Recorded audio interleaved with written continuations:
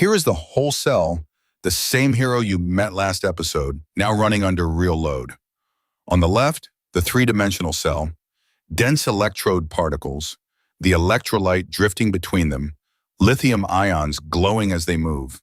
On the right, the live voltage curve, with the rested open circuit voltage drawn in gold as our reference.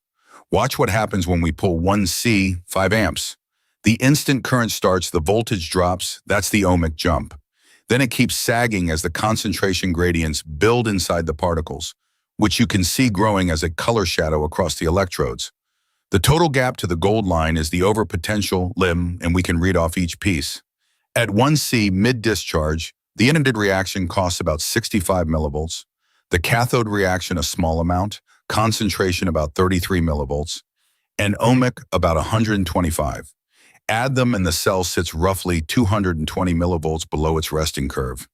The anode interface and the plane resistance dominate here, while transport is still modest. Remember those numbers? Because now we do the dangerous thing.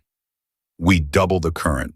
Same cell, same hero view, but now we pull 2C, 10 amps. Watch every toll grow, but watch which ones grow fastest. The anode reaction grows only slowly, from about 65 to 80 millivolts, because activation rises just like a logarithm. Exactly as Toffel promised. But look at the other two. Concentration more than doubles, from 33 to 82 millivolts, as those depleted shells inside the particles grow thick and dark. And ohmic nearly doubles too, from 125 to 230 millivolts. The total sag balloons from about 220 millivolts to nearly 400. Here is the lesson, and it overturns the obvious guess. At gentle currents, the interface is your main cost.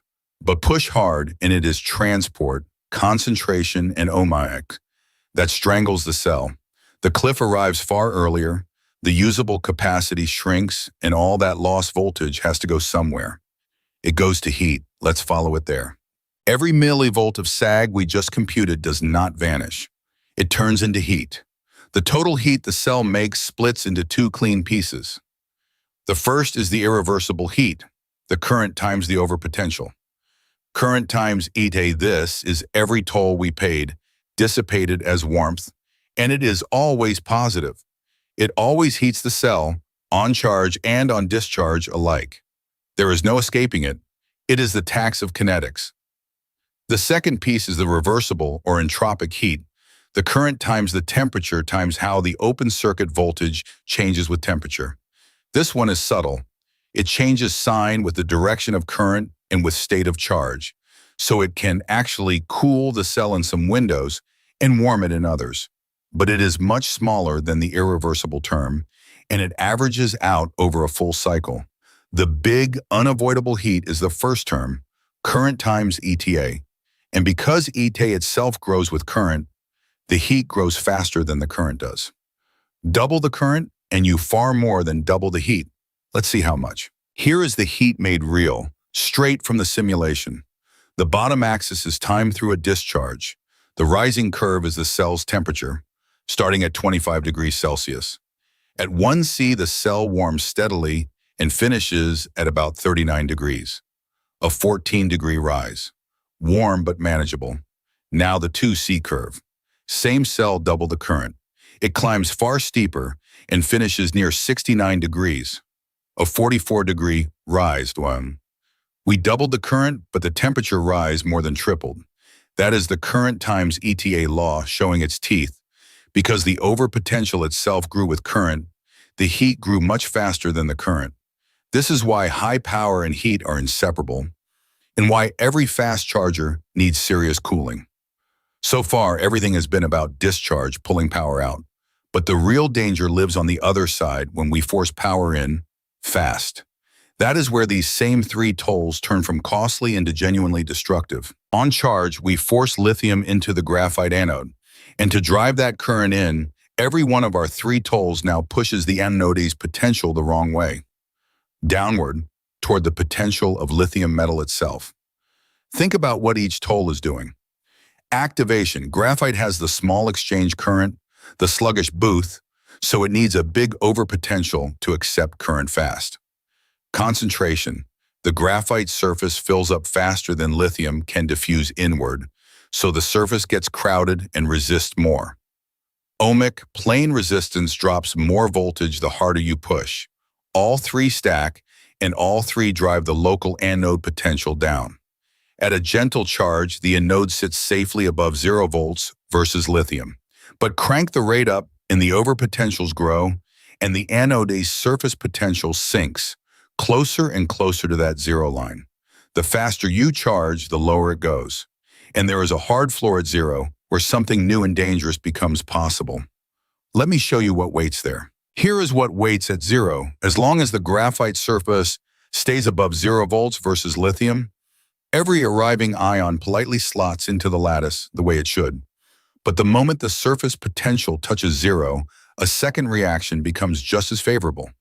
Instead of inserting into graphite, lithium can grab an electron and deposit a solid metal right on the surface. That is lithium plating, and it is bad in every way. The plated metal is lost capacity, gone for good. It can grow into needles, dendrites, that pierce the separator and short the cell, and it sets up the path to thermal runaway. Now here is the crucial misconception to kill. Plating is not about overcharging past 100% on the cell's voltage readout. It is a local condition at the graphite surface, and it can happen below full charge, inside the normal voltage window, if you charge too fast or too cold. Cold makes it worse because cold shrinks the exchange current and slows diffusion, so the overpotentials are even bigger. This is the real reason your phone charges slower in winter, and the real reason a battery cannot simply be charged as fast as we like. The voltage told us where lithium wanted to go. The kinetics just told us what happens when we force it to go faster than it can. Let me gather the whole story. Let's stand back and see the whole sag assembled. Here is the gold open circuit curve, where lithium wants to be, and here beneath it, the terminal voltage under load. The gap between them is the overpotential, and we now know it completely. Peel it apart, top to bottom. The instantaneous part, the vertical jump, is ohmic, current times resistance, gone the moment current stops. Below that, the part that bends slowly as you hold the current, is concentration, lithium failing to diffuse fast enough, the surface starving while the core stays full. And threaded through both is activation, the price of crossing the reaction barrier, set by the exchange current and bending like a logarithm under Butler-Volmer. 3 tolls, 3 different shapes, instant, time-building, and logarithmic.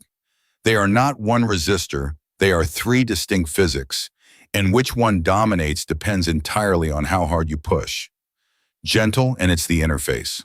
Hard, and transport takes over, and the cliff comes early, and the heat pours out. That single picture is electrode kinetics, and it leads straight to the one question we have carefully avoided. So we set out to explain one stubborn gap, the sag the instant we use the cell, and we found a whole world inside it. Overpotential, ATA, equals open circuit voltage minus terminal voltage, and it splits into 3. Activation at the interface, ruled by Butler-Volmer and the exchange current. Concentration from lithium that can't diffuse fast enough, which strands capacity and brings the cliff early. And ohmic, the instant resistive jump. Every volt of that sag becomes heat, always heating, growing faster than the current. And push the charge too hard and the anode sinks to 0 volts versus lithium, where lithium plates is metalloid and the cell begins to destroy itself. Voltage told us where lithium wants to go. Kinetics told us how fast and what it costs. But notice something. Every culprit today, the plating, the heat, the gradients, was also doing quiet damage. The metal didn't all come back. The interface grew a film. The cell that finishes a fast charge is not quite the cell that started it. Next time, we follow that damage. Episode 4, Aging, the Slow Theft, How Every Cycle Steals a Little Capacity, and Why Batteries Grow Old. I'm Faraday. Keep asking where the lithium goes.